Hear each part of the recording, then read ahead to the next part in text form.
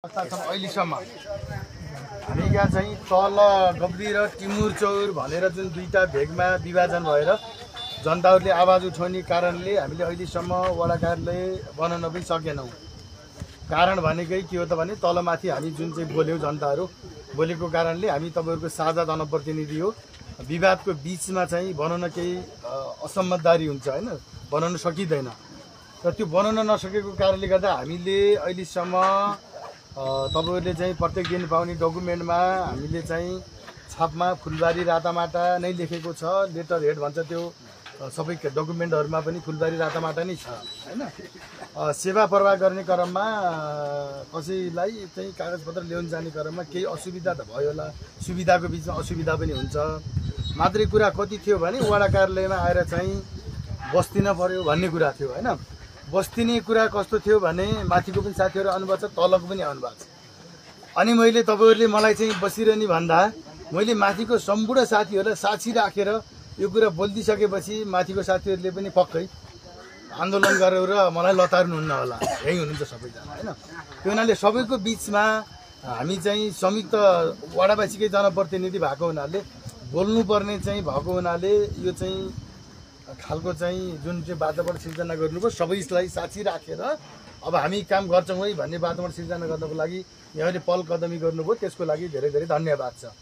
अब केही पाउनलाई केही गुमाउने भन्ने त हुन्छ, तर त्यो फुलबारी वडा कार्यालय पाउनलाई त हामीले आन्दोलन चाहिँ गर्नै पर्ने थिएन। त्यही जो थकर त्यही अहिले पनि त्यही छ हैन। भन्दैछु तर कुरा कस्तो भयो भने यही असमझदारीको बीचमा तपाईहरुले चाहिँ आउनु पर्यो भनिदिनु भयो, माथिकोले जान भएन है भनिदिनु भयो। म फेरि टिमुर जोरमा बस्छु, घर हुन्छ। त्यसो भए हुनाले फेरि त्यतातिर पनि अलि जवाबदेही त हुनु पर्यो। तपाईहरुकै चाहिँ वडा अध्यक्षको हिसाब किताबले जवाबदेहिताको हिसाब किताबले सबै भेगका दाजुभाइ दिदीबहिनीहरुसँग हुनुपर्ने भएको हुनाले हैन, पदीय दायित्व अनुसार त्यसरी चाहिँ तपाईँ हामी चाहिँ ठ्याक्कै तल आएर बस्न सकिएन। कामकाजको हिसाब किताब त तपाईहरुको काम अराको चाहिँ मैले गरेकै छु जति सकेँ है। कहिलेकाहीँ नसक्दा अब चाहिँ गाउँ बाहिर हुँदा जिल्ला बाहिर हुँदा अब केही घन्टा चाहिँ अब समस्या पर्यो होला, त्यसको लागि त अब सरी नै भन्यो। हजुरहरूले चाहिँ उपलब्ध दिन नसके पनि हामीले दिन नसके पनि काम गर्दा हैन।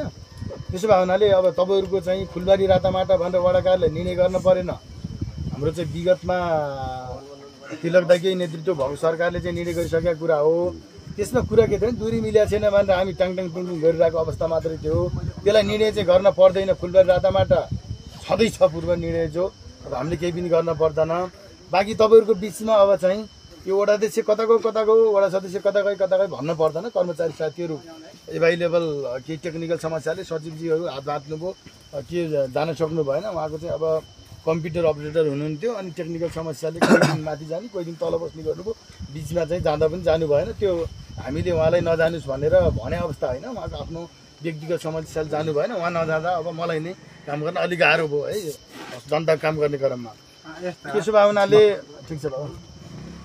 त्यसो भए हुनाले अब आज के बार शुक्रबार आइतबार चाहिँ फुलबारी रातामाटाको पनि रोडको एक्सेसमा चाहिँ हाम्रो कर्मचारी साथीहरु त्यहाँ उपलब्ध चाहिँ भाइहरुले सबैले त्यहाँ चाहिँ बाटोमा भएको घरमा चाहिँ हाजिरा हुन आउने कुरा छ तपाईहरुको बीचमा।